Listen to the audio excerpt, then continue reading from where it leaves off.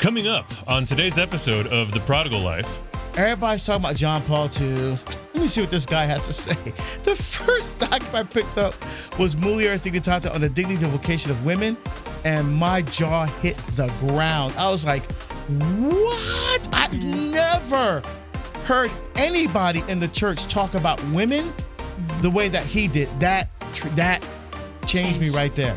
And now I will always care deeply for these people, and we still spend time together here and there, but we are not deeply in each other's lives anymore because I can't let, the past with them and the history that we have together and the different priorities in their life detract me from my mission, which is to get my family to heaven and to bring as many other people with me as possible. Are you away from your faith? Do you wonder why you're Catholic? Do you really want to know more? If God is so good and he made a beautiful and amazing world, then why does life feel so messy and difficult and painful sometimes? Do you feel stuck and want to take your faith to that next level? Join us on The Prodigal Life as me and Ellen and Nick have an honest and open discussion about all things important in our faith life. Welcome to The Prodigal Life. Hello and welcome to The Prodigal Life. Before we get started on our discussion about friendship, the meaning of friendship and how friendships have transformed and informed our life and our faith, we just want to let you know about our website, prodigallife.com, where you can have the archives of all the previous podcasts, as well as information about the three of us and the work we're doing in Lord's Vineyards, and some merch and some perks, and also an opportunity for those of you who would like to is to help support us financially. Some of you have been doing a great job at that, and we thank you so much because it's your contributions that are allowing this show to continue, to supporting the work in the Lord's Vineyard, that we're so grateful to God that we have this opportunity to do. So if you go to our website, and you go to Light Bearers We Will Serve, you can have the different levels of patron contribution there. And I just want to thank you so much for your love, for your support, and for your prayers. And now you need to get the app. So if you go on your desktop or your laptop or your tablet and go to theawakenapp.io, you can download it there. But easier is on your phone. And you can just go to your Play Store, Apple or Google, and get your Awaken Catholic app downloaded. It has a little sun on it, so you can't mistake it for anything else. And there you'll be able to follow podcasts, listen to music, really good music, even from Nick as well, because he's got really good music on there. There are prayers, and then the best thing is there's a 100% Catholic messaging app where you'll be able to communicate just like you do on all the other secular messaging sites, except it's Catholic. So you're supporting something good, and it's family friendly and safe. And one last thing is we're going to also be adding something to the app so that if you're following this podcast and you have questions that you want to ask, you'll be able to click that app button on the app, click a button on the app and ask a question that in a future episode we will address for you. Anyway, thank you for your support. Amen. All right. That was beautiful. Here we are. So friendship. Yeah. I think we should start with who had the biggest impact on your faith journey. Was it a friend? Who is your mentor? What does friendship mean to you? You know what I mean? What does that look like in your life? Wow. So, for me, friends are more than just people you hang out with. Mm-hmm. Friends in a sense are more than people just support you. Mm-hmm. I think friends that are really want to get to know who you are and are, in a sense, partners on your journey to heaven. Not like a wife or not like the church or anything like that, but people of like mind and like heart, where you come together to be able to support each other on your journey toward heaven. So, for example, for men, I talk about, in fact, the last chapter of my book, Behold the Man, goes through Ephesians chapter 6, goes through each piece of the armor of God that St. Paul talks about, right? So sword of spirit, helmet of salvation, breastplate of righteousness, shod your feet with the gospel of peace. Well, what's the only part of the body that's not covered? Is the back. So, and which makes sense because if you Google a Roman soldier's uniform at the time of Christ, you'll see it's exactly how St. Paul describes it. But he doesn't say anything about the back because the back is completely exposed. Why?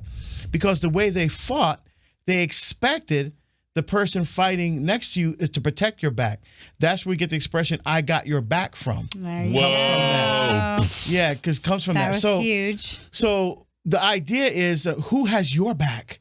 That's what your friend should be. Your friend has your back, right?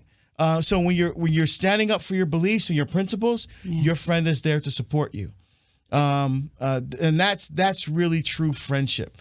Someone that loves you with the friendship type of love, right? Philia love. That's we got Philadelphia, a city of brotherly love. Oh, and know what now it's politically correct now. The city of brotherly love and sisterly affection.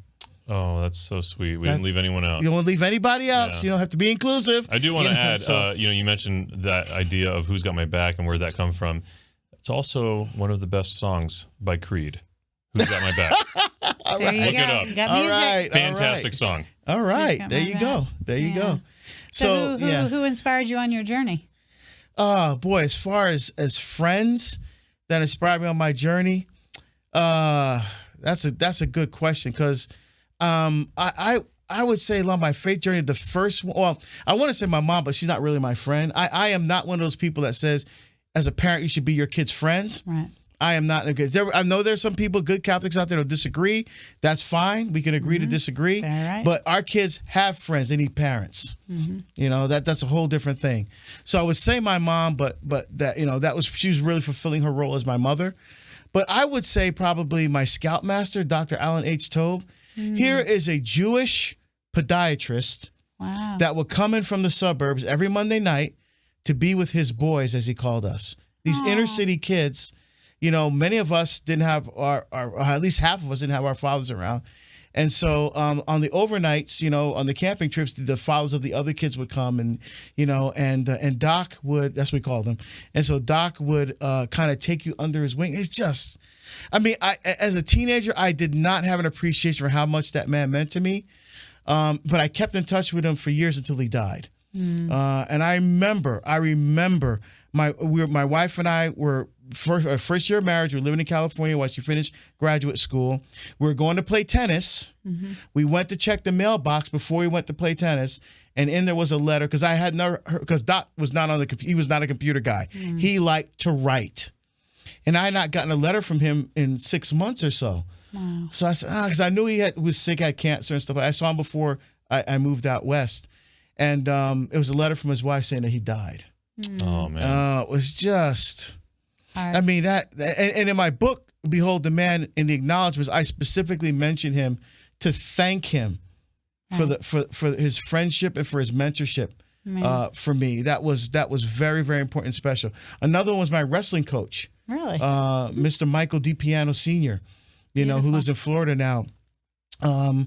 He was just such an inspiration for me. Pushing me. He saw something in me that I didn't even see in myself. And just again, the team were like his sons, although he had 3 sons and a daughter. But we would go to his house, and it was more than just being on a team. It was like being part of a family. And the third person I would say in college was John Paul II. Really. I knew about the Catholic faith and stuff like that, and I was gonna be a monk and stuff like that. But John Paul II was still Pope. He was still a fairly young Pope at that point. And man, Mulieris Dignitatem came out after I graduated from ND, 1988. ND would be Notre Dame. Yeah, sorry, University of Notre Dame. And I said, okay, everybody's talking about John Paul II.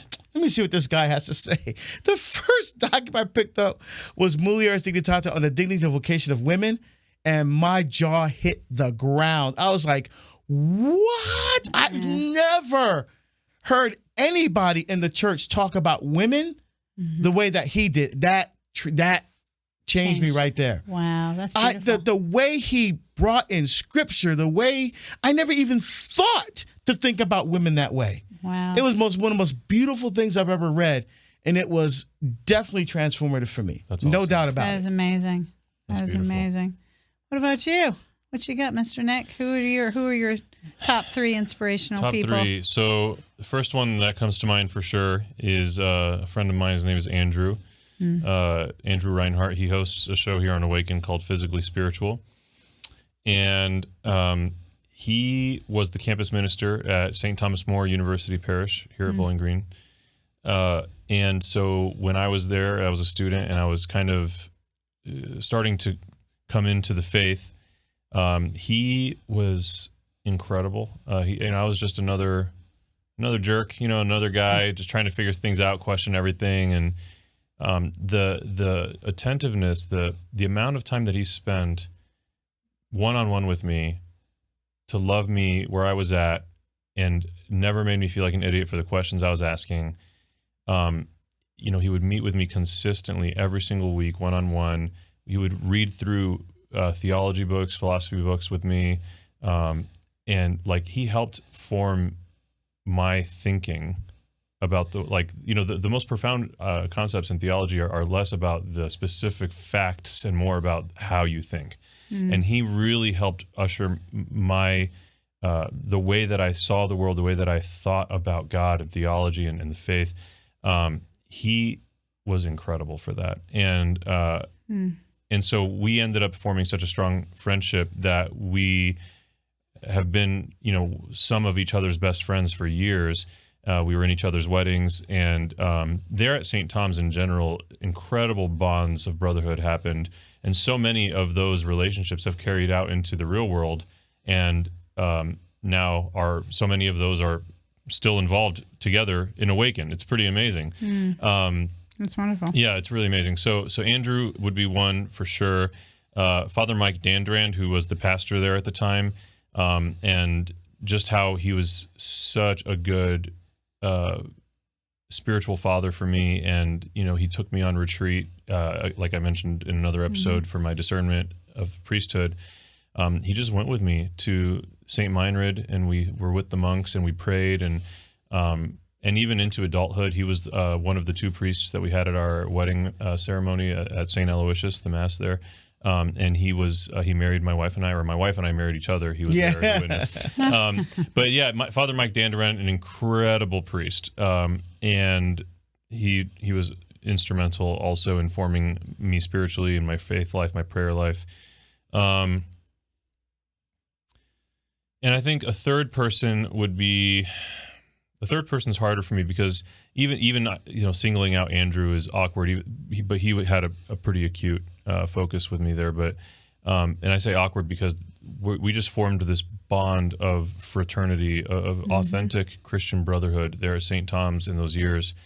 And to this day, we meet every Tuesday morning, and lovely. We just walk with each other. We pray for each other, and it's really amazing.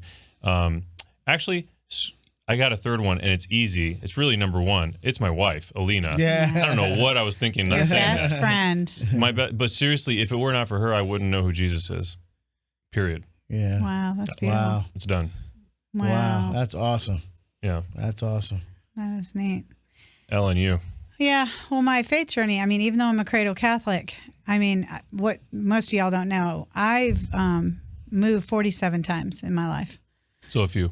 And I've lived in 13 different states. So I learned at a very early age that most people weren't going to be around a whole long time. Okay. They were, I grew up in a suitcase, the back of a station wagon traversing America. And it wasn't bad. My mother always said, blossom where you're planted. So we always blossom where we planted. And I always had my family unit. It was always intact. My mother, my father, my brother, and I. And we did all of it together. But because of that, it's not that there weren't significant people, but they weren't significant in my faith journey. They were just significant in my life because they would, people would bounce in and out. And our family did create some very beautiful friendships with different people, but none of them were faith journey people. They were just like a second mom or, stuff like that. So like my faith journey and finding and actually having somebody that would guide me happened in recent years. Like in the last four years, give or take 4 years. And I would say probably the first person that comes to mind is my confessor. Father Victor, John Victor Gornis. And he's at Infinite Prague Church in Jacksonville, North Carolina. It's a military town. And he was actually going to be I believe, an Episcopal priest. And he's only been a Catholic priest for 11 years. He had a late vocation. He was 50 when he decided to do this. So, and he is he's very rich in his belief, and he's very honest with you, and he holds me accountable to things, and he challenges me, and he asks me questions that make me dig deeper for answers, and then he's willing to give me answers. And his confessions, when I go to confession with him, they're beautiful, and they're not judgmental. They're full of love, and they're full of the things that you need so that I could grow in my faith and not be ashamed of the journey that I had been on. And I am just grateful beyond words for my confessor. He is just a truly beautiful, beautiful human being. I would say the next person that would come to mind is a lady that I met on pilgrimage, which is kind of funny. Her name is Molly. There's two ladies, actually. There's Molly and there's Karina. And I met them on two different pilgrimages to the Holy Land. I went to the Holy Land twice in 6 months. That was a lot. But, God knew I needed it. So that's how that worked. And Molly, she has such a deep passion for Christ. And she prays incessantly. And she's always at adoration. And she's always seeking. Every day she sends me beautiful passages, some in the Bible, some are different priests that have, and different priests that she knows. And the funny thing about it is she's always right on target for me. Like if I'm going through something or whatever, or she sends me something before something happens that is completely relevant to what I need. It's like God put her in my life to give me that little extra that I needed, throughout the journey that he had put me on as well. So sometimes I joke with her and I'd say, you're my guide. I said, you're just the girl that keeps me in line. And she was a teacher in Arkansas for 36 years, and she's a cancer survivor. So she has a much different appreciation for her faith and for her life here on earth. And then Karina, she lives in Washington State, and we were on the very first pilgrimage together, and we speak, and I've actually gone and visited with her, she and her husband, and they're beautiful, beautiful, devoutly. They pray the rosary together, and they live a very strong Catholic faith, and she has beautiful women's group that she meets with, and she shares things, and when we talk, we can talk about anything. You want a friend who you can talk about anything, even if it's not pretty. Yeah. You want that friend. And that's how both of those ladies are in my life and in my Catholic journey. And it's beautiful. And then the obvious, because most people don't even know where I came from, because here I am, is Deacon.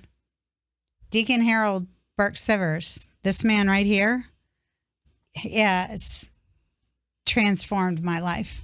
Changed every part of it. God mysteriously, I would call it a mystery, put us together in a miracle back in 2018. Neither one of us knew each other, and he plopped us into a church together called Annunciation. That's kind of interesting. And nothing in my life has been the same since that happened. And his beautiful soul that only wants to bring other people to heaven with him will change everything about your life if you let it. And I am grateful every day for his presence in my life, and whatever I can do in this life to serve God by working with him is what I want to do for the rest of my life. That's beautiful. So, and these are the people. That's awesome. I'm humbled. That's thank you. Yeah.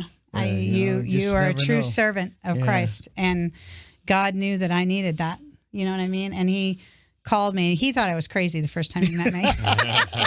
Yeah. He really did. You're pretty intense. Because the Holy Spirit was on fire. Yeah. It was insane. God did what God wanted with me. And I didn't know what I was doing, and I ran in. I followed him into the sacristy after his homily, which was the most intense homily I'd ever heard in my life. And he actually talked about hell in a church, and he yelled like he got. I mean, people jumped out of the pews. It was beautiful, and I was like, "Oh my gosh, this man gets it." And so I ran in after him, and I was like, "Okay, I have a call. I don't know what that means." And he was like, "Oh my gosh, what's your name?" And then it went from there. And then I went on pilgrimage, on his very first pilgrimage. And then that's when he asked me if I would work with him for like the rest of his whatever he's doing. And, I had a call, and I mean, I said yes. God called. And I said yes, and my life looks nothing. And I promise you, I know for you all are going to go look, and you're going to see that, 4 or 5 years ago, my life was not anything that had anything to do with Christ. And even though I was a cradle Catholic, I'd never read a Bible. I didn't know how to say a rosary. I knew nothing about what this journey is. And I give all glory to God for this and all the people that he's put in my life. And I don't want anybody else to be that lost. Yeah. Yeah. I think an important part when we're talking about friendship is how the saints can be our friends.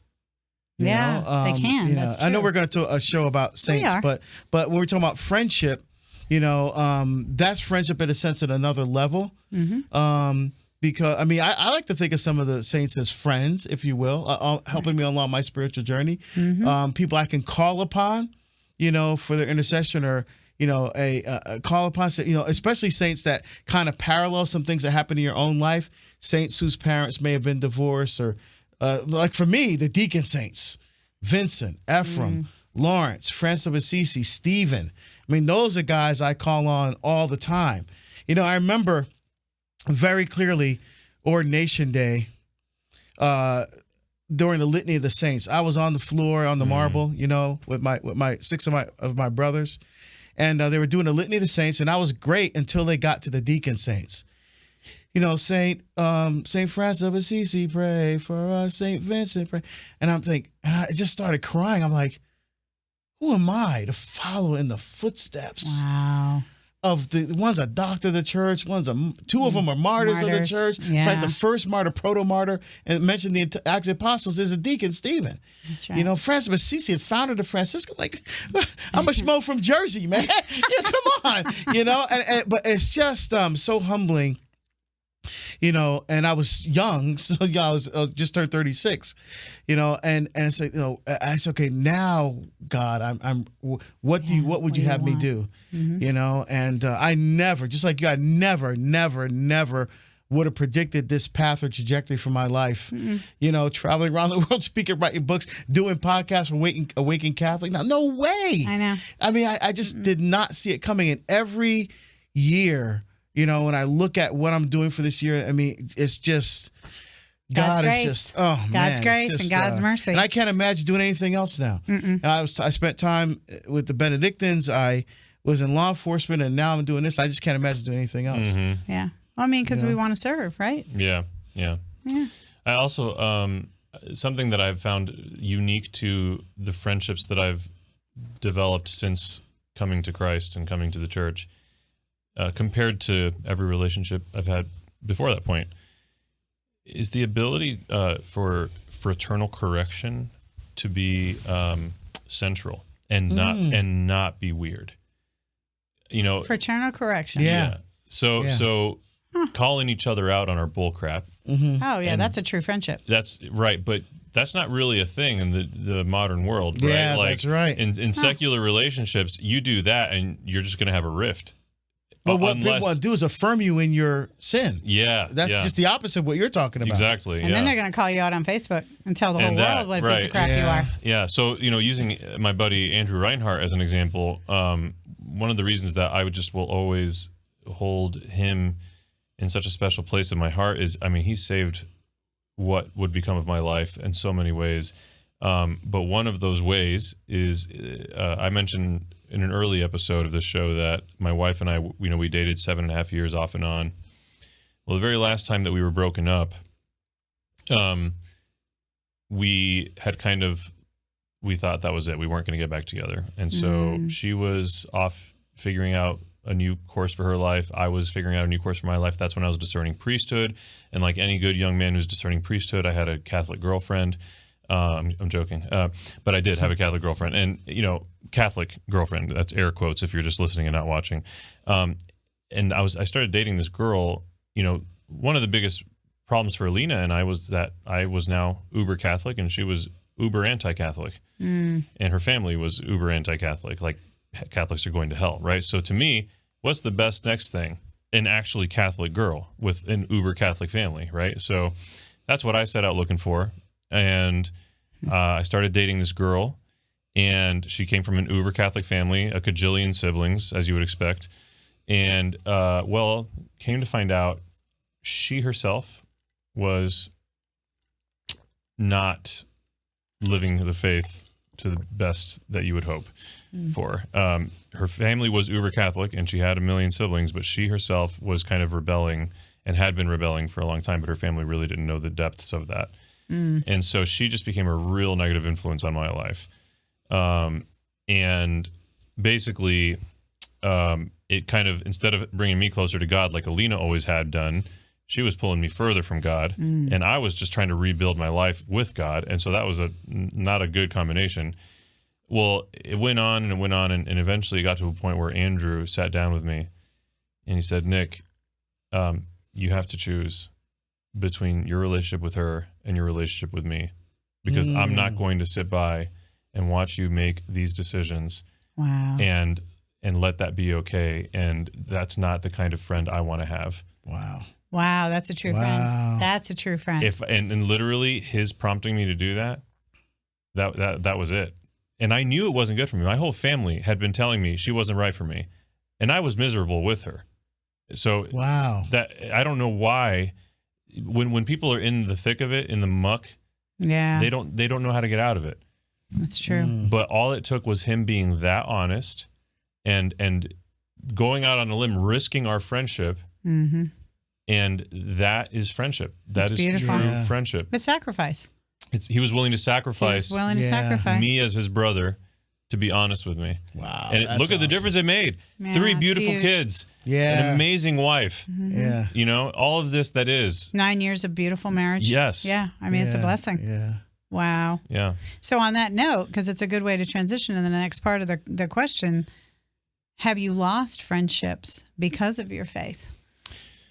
Yeah. So I think I mentioned in another episode, when we were talking about pornography, I mentioned that early, in my conversion and in my repentance, I had to really shed a lot of everything that had made me up to be who I was at that point. And a big part of that was my friendships. And so I have a couple of, 1 or 2 in particular close friends from the time that had to become much less close friends. Yeah. And now I will always care deeply for these people, and we still spend time together here and there, but we are not deeply in each other's lives anymore, because I can't let, the past with them, the history that we have together, and the different priorities in their life detract me from my mission, which is to get my family to heaven and to bring as many other people with me as possible. Right. And so, I definitely by choice had to kind of shed some of that. But on the flip side of that, you probably gained some great... Oh, are you kidding me? I got Andrew. I got all these other guys I've been talking about. All kinds of things. I would say for me, it's been... I don't really lose friendships per se. It's just the dynamic changes. Because before the call, as I call it affectionately, and I do mean that affectionately, my life didn't look anything like, I'd always be out, and even though I didn't drink, I'd still go to bars and clubs and, and people we'd go out and do stuff and everything. And, now I just am not invited as much, because they don't really understand, because they know that I'm all in for God and I'm all in for Christ, and that, whatever that looks like, I'm going to go, to the umpteen. I have some beautiful friends though, and friendships that I've had, and they actually have just watched the transformation, and they had actually been hoping for the transformation, but which is kind of weird. You know what I mean? You have some people that they kept a distance. They didn't do like your friend did and say, hey, if you're going to keep doing this crap, I'm out. You know what I mean? They just kind of hung back and waited. And so it's been a weird give and take. You know what I mean? There's been a growth and whatever. But, you know, I'm so busy doing what I need to do for Christ that I don't really spend a whole lot of time thinking about it. I'm grateful for the time I get with the dear friends that I do have. We plan stuff and we try and do stuff, and then I try, and luckily most of them believe in God, at least, you know what I mean, and they're Christian, a couple are Jewish, you know what I mean, etc. But they do believe something, but they're not as, you know, devout, you know what I mean, in their beliefs, but they don't discard, you know what I mean, what I bring to the table, and they know that they can talk to me, which was proved by another episode when I talked about the lady and I had lunch with her, who she was a client who turned into a dear friend, and she was just like, you know, I don't want to offend you, but, you know, can I ask you some questions about being Catholic, because I don't know anything about it. And I was like, wow, that was amazing. You know, so you just don't know what door's going to open, right? Yeah, no, exactly. I think for me, I definitely had to cut people out of my life. I remember one friend in particular who was a friend of mine from college. You know, we partied together, did some stuff, and when I was married to Conley, I think it was in the first year or second year of our marriage, I traveled to this city because he played in NFL for a while, and so he was still on his team, and I went to the city that he was playing in, and went to his house. Had a really nice house, had a movie theater in his house, that kind of thing. Went to a restaurant owned by another one of the players, so I got a chance to meet some people on the team. That was really cool. And then after dinner, it was still fairly early, about 9 o'clock or so. And I thought we were going to go back to his house and watch a movie or go someplace, you know. And he wanted to go to a brothel. What? And I said, wait a minute, where? He goes, oh, don't worry, they got AIDS. They got the car, so they have AIDS, HIV test, negative tests and stuff. I'm like, you know what? That's so encouraging. Actually, I don't feel really good. I think I'm just gonna go back to my hotel. And I got back to her. I deleted every reference to him out of my phone, out of everything. Wow. Because Jesus said, if your hand causes you sin, cut it off. Yeah. The eye causes you to gouge it out. It was ready to go to heaven lame than to go to hell. And I ain't going to hell for nobody. No. So that was sad. But there have been. So I really don't have a lot of really close friends, honestly. You know, as my wife, something that she talks to me about, like, you know, you don't really have a lot of, I have a small group of people, right? But I've had it really, now there's people that have cut themselves off from me. Really? You know? Oh, sure. Okay. Sure. Especially when I left my law enforcement job and started doing this full time. And I bet a lot of people didn't understand that. They didn't understand it, They stopped calling. I said, yeah. You know, good. More power to you. I'm out. You know? Wow. And so, yeah, there's people that cut themselves off from me, not necessarily me from them. But I'm grateful for the few close friends that I do have who, for example, were instrumental in my decision to leave my secular job to do this full time. You know, that was definitely the Holy Spirit speaking through them. Right. You know, and that was powerful for me. But yeah, there's been a few people that disassociated themselves. And what I do, I pray for them. I just pray for them. You know, and there's not, prayer works, because my football prayer friend, right. You know, this must have been 20 years later. Huh? You know, I was actually speaking. And then in the state where he actually was from and where he retired, after his NFL career, retired to. And I just asked, it was a men's conference, I just asked him what the men's conference, hey, have you heard of such as a, oh yeah, he's a coach now at a high school. Oh, what? Nice. You got, where? And so I got his number. We had dinner. Completely different person. Oh, completely. That's so good. I mean, he's a coach, and he's so into the kids. That's beautiful. Like he wants to mentor them, not just be their coach, but their mentor. I'm sure you prayed for him. What person is? I mean, completely flipped the switch. I was so grateful. That's wonderful to see the transformation that happened in his life. God can do anything. Yeah, that is for Amen. sure. Yeah. So, and then another thing. Talk about, marriage and friendship and how, you know what I mean? How important has that been in your life's journey? Your marriage, and is your wife your best friend? Is that, you know what I mean? And how did that develop, and what did that look like and change, and all of that? I think that's a really important thing for people to know about, you know what I mean? So that because some people don't know that you're supposed to be, I always believe that your spouse, or if you're engaged or dating or whatever, that person should be your best friend before they become basically anything else. I think it depends on what you mean by best friend, for sure. Yeah. I think if I had the choice to be with whoever I would be with at any given point and hang out with whoever I would want to hang out with, I would choose Alina. Nice. She's the person with whom I enjoy my time the most. That's wonderful. I have a very different type of friendship. That's why I say, like, who's your best friend? My friendship with Alina is very different than my friendship with my accountability partner and with someone like Andrew or some of the other guys that, we meet Tuesday morning. It's a totally different type of relationship. And so I don't really put them in any sort of competition with each other by trying to decipher which one is best. Right. Alina is my life partner. She's the person that I want to be a partner with through the journey of life, through the adventure of life.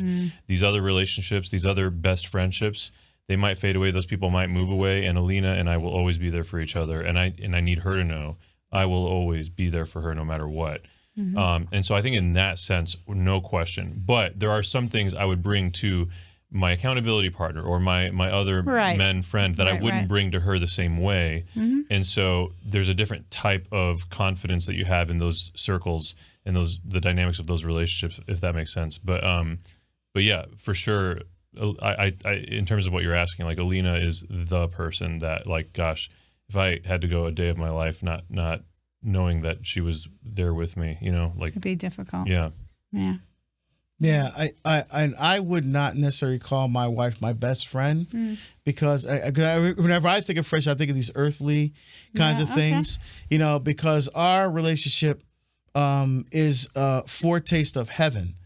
So I think in that sense, our relationship transcends earthly friendship. Yeah. Beautiful. And so I have a hard time thinking of her as my best. Hey, that kind of, I mean, I don't think of her like that, But our relationship has definitely, I think, been transformative for both of us. It hasn't always been easy. We've had to do the counseling thing.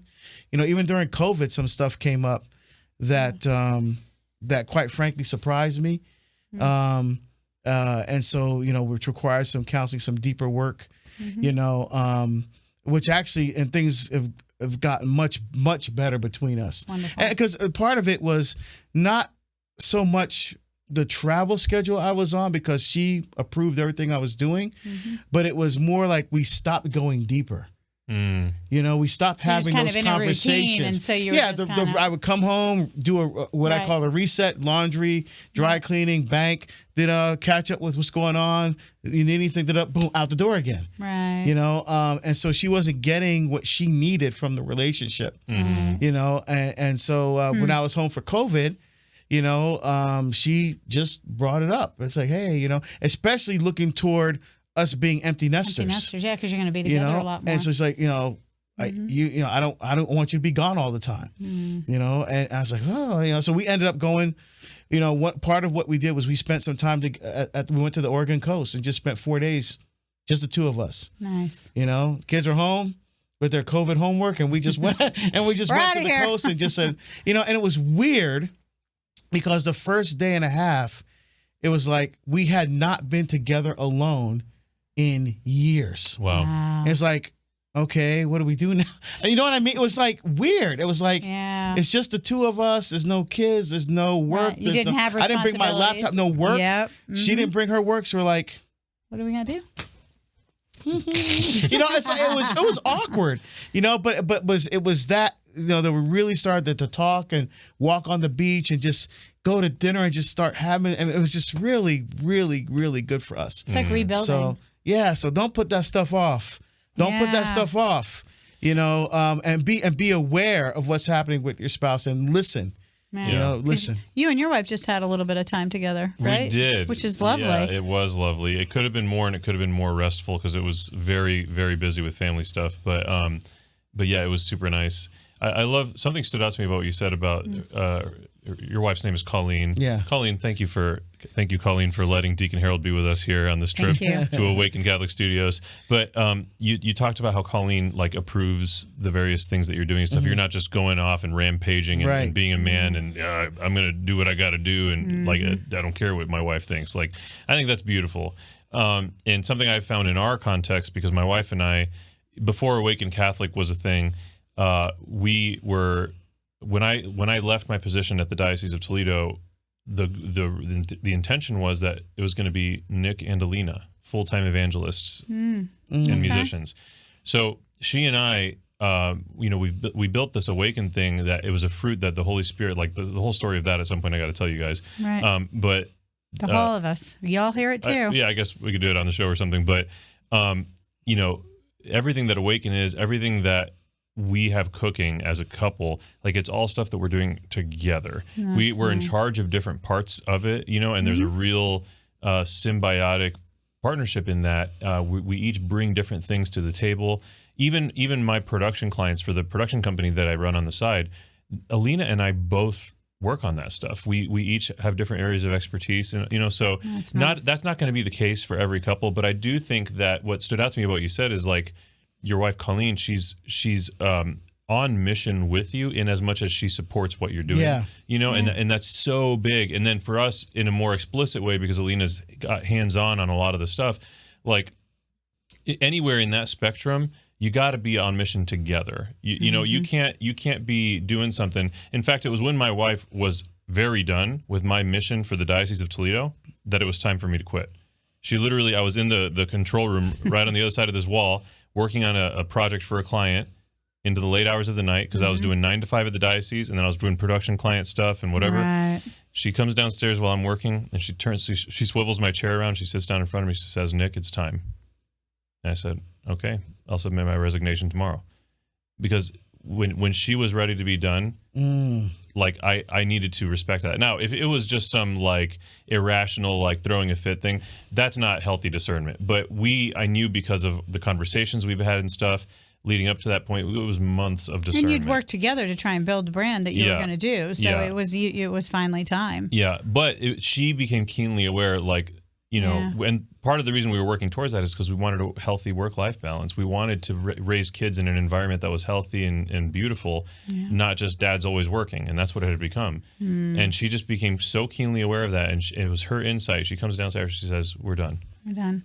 Yeah, you used to talk about that, Deacon, how you thought that, because you worked all the time when you were working there. Yeah, and how much the quality of time you had with your children once you switched, to serve Christ improved. Yeah. Working from 70 hours a week. Yeah. Then cutting that back, because the 70 hours a week was out of financial necessity. Mortgage, kids at Catholic school, expensive. 4 kids. So part of it was because I was really good at what I did, and people wanted to pay me $300 an hour to do threat assessments or target hardening analysis and septet analysis, all that stuff, and I was happy to oblige. But life got better after I left, right? And it was discernment with my wife too. My wife was first objected to the thought of me leaving. Then when she said, when she finally a year later, when we sat down and talked, and she said, I believe God is calling you to do this. Yep. And we should do it. Yeah. You have to. And we were in this together. Yeah. And that's a beautiful thing. In my marriage, that was never, you know what I mean? And it's not that we didn't communicate. We just never communicated well. And I'm very super independent, and, I take responsibility for the part of it that I played in it, you know what I mean? Because I'm so headstrong a lot of the times that I would just kind of go off and do my own thing. And, it wasn't like a team effort, and of course he was in the military.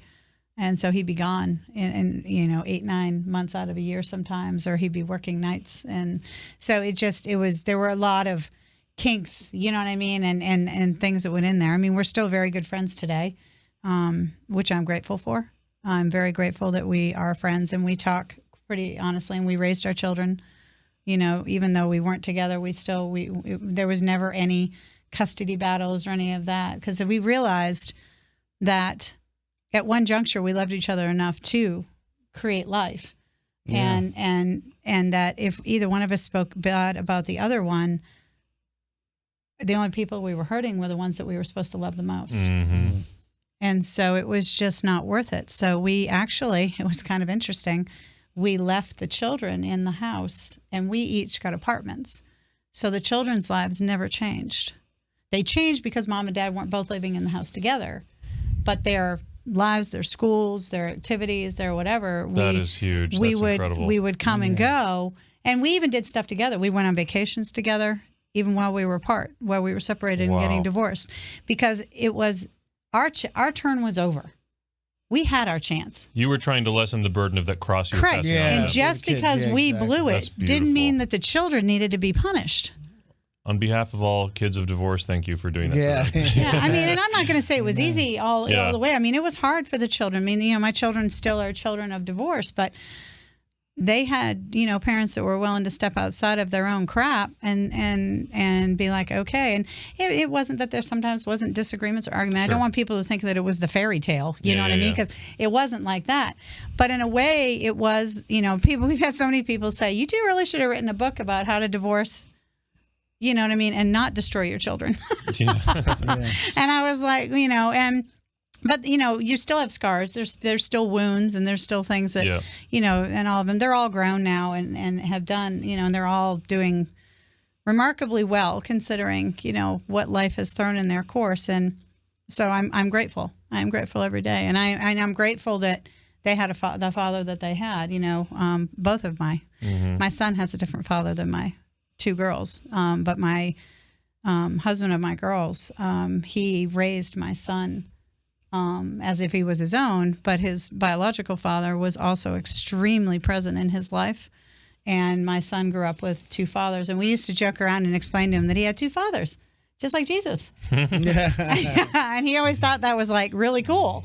I was like, yeah, you've got a father and you've got a foster father. You know what I mean? And he just thought that was like, that's how we explained it to him, because technically that's what he had, because he had two fathers that really loved him and still love him and wanted to be in his life. So it's friendship. It's getting you have to get out of your own way, and you have to trust God. And sometimes that vulnerability to do something that's, you know, not the normal and not the whatever is the best thing you can do for the health and the safety and the heart and the soul of the person that you are supposed to protect and love. Yeah, exactly.